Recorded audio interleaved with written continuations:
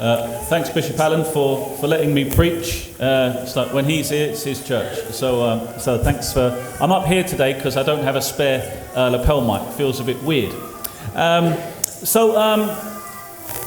Last week at the 8:30 Mass, I experienced a sign of impending, maybe not old age, but middle age, shall we say. Like I like to do, if I'm preaching a series of homilies, I'll say, 2 weeks ago we spoke about this. So like, for example, 3 weeks ago, we looked at Jesus saying, if you do not hate your father, brother, sister, wives, and so on, you cannot be my disciple. And we talked about how that was God saying the love of God must be central before we know what love is for our mother, brothers, sisters. So I'm doing this at the 8:30 Mass, and I experienced a gap in memory. So I recounted the first gospel, and then it was like I could see a video playing in my brain. And like when you're playing videos, you film something on your phone, and you could see the reel and what's coming up, right? There's still photos. It was like there was a blank space in my memory. And as I was speaking, I was thinking to myself, I don't know what I'm going to say next. And it got closer and closer and closer until it got right there. And I said to everyone, I'm sorry, I don't know what I was supposed to say. Luckily, one of the parishioners actually did know what I was meant to say and said, the prodigal son, Father. I'm like, thank you very much. And off I went. And then it all came back to me. But these lapses, I don't know, they happen from time to time. Yesterday, I was driving. It was Friday. I was driving to a burial, and my indicator stopped working. It was stuck on indicate right. The problem was I needed to turn left on a motorway, and I'm like, it's broken. Why are these windscreen wipers not working? They keep going up and down because what I was doing, I was trying to indicate with the windscreen wipers, thinking they were broken, and I felt very foolish after nearly causing many crashes, going, oh, like that. Lapses in memory, gaps in the mind. Do you know who has no gaps in his mind? God our Father in heaven. And this gospel today shows us that. The rich man and Lazarus. God places at front and centre the people that we would normally forget. How do we know this? Well, in a play or in a story, the first person's name that you see is normally the main character, right? At the end of the film, the first person you see in the credits, that's the star. There's only one person's name apart from Abraham's we hear in this, and it's not the rich man, not the one we expect to hear. We don't know his name. The central figure in this story is Lazarus, a man that the rich man forgets, that the world would normally forget. In the story of God's love for us, Lazarus comes first. There are no gaps in God's memory. And so it's a lesson for us. The obvious teaching from this gospel, and one we should never forget, is that God remembers the poor. God favours the poor, as we as Christians are all called to do.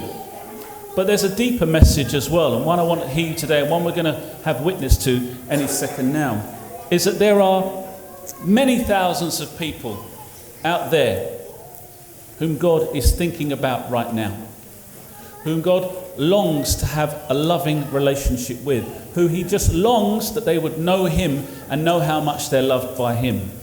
We are the privileged few. We get to know this and celebrate this faith and enter into this deep intimacy like we're doing now with God in the celebration of the Mass.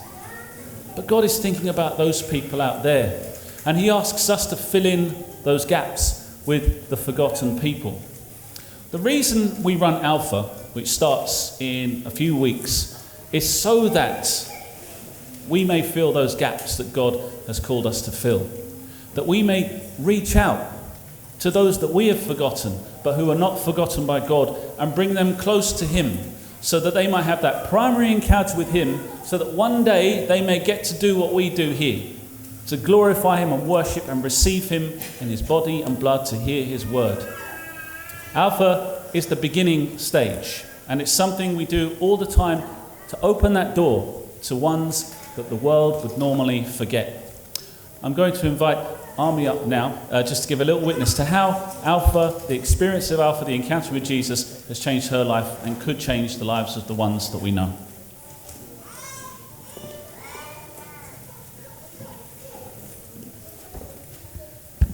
So as Father James just mentioned, we run Alpha in this parish for over a number of years now, and it gives people a chance to experience Jesus Christ in a personal way, but also as part of a wider group.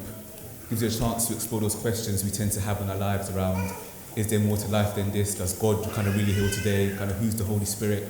All those big questions you get a chance to explore with friends and people that you get to know over a number of weeks. You get some food when you come in, some lovely tasty food. You get to hear a live talk, and you get to kind of go into your small groups and really get to tackle those deep questions together.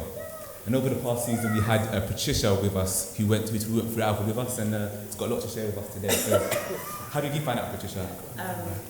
So, a bit like here, how you're all sitting here. Thank you very much for the invitation. So, this is my parish from when I was growing up. I made my first Holy Communion here, and I like to come back when it's Easter and Christmas and things like that. And at Easter time, I was emotionally drained, and I came to the Easter services. I was there with my mum. My heart was heavy. My head was full of questions, because in my life at that time, some bad things were happening to some really good people, and I had lots and lots of questions.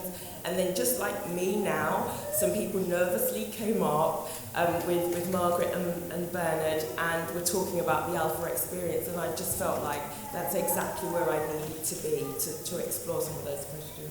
So you heard someone speak to you when you thought you kind of gave it a go, and when you finally gave it a go and came into Alpha, what were your kind of first impressions? Okay, well, my first impression was seeing Father James in civilian clothing with a big smile and a big bowl of food at the curbside, welcoming people into the church. But my first impression was really about the warmth of the welcome. It was so genuine, it was so authentic, to the point where I thought, do you remember me from somewhere? Do you know me? I had to keep looking around, because it was such a warm welcome. And then, you know, I just thought, well, I actually thought a mistake had happened. I thought I'd been put into the wrong group at first, because everybody was so warm and so joyful. I thought I'm going to start bringing people down, because my heart was so heavy at that point. But Bernard said he had an instinct that that's where, you know, that was the right group for me, and it was absolutely where I needed to be. That's great, and I think a lot of people come to Alpha and kind of share that same sort of sentiment. And I think you're right, that warmth and love is exactly what we kind of hear in the kind of gospel today, and why it's important to share the good news. But what would you say is the biggest change you've noticed in yourself, or your friends have noticed in you? Okay, I certainly have experienced a change. I think a couple of things. I think for me, it has really opened me up to talking about my faith everywhere I go, at the gym, you know, at the checkout in Asda. So I'm so sorry if you're behind me in Asda when I'm checking out, because I'm talking about, that was something we talked about at Alpha. I think it's actually made me more active in my faith. I feel at last I found my ministry, and this really is a vehicle for me to serve God and to share the word and the good news in my wider community, actually, not just my faith community. And I think that's really important in context in the gospel today. It's not just about people who know Jesus, but people who don't know Jesus, and bringing them to have a chance to have that same encounter. And what do you think you enjoyed the most about Alpha? What was your most enjoyable part? So there's lots, right? It was so joyful, okay? There was just so much warmth and so much laughter, and people are so open, and there was great food. And the other thing I would say is it really is a safe space. It's a sanctuary. It's a respite. Life can really, you know, come at us sometimes, but every time I came to Alpha, I always felt better.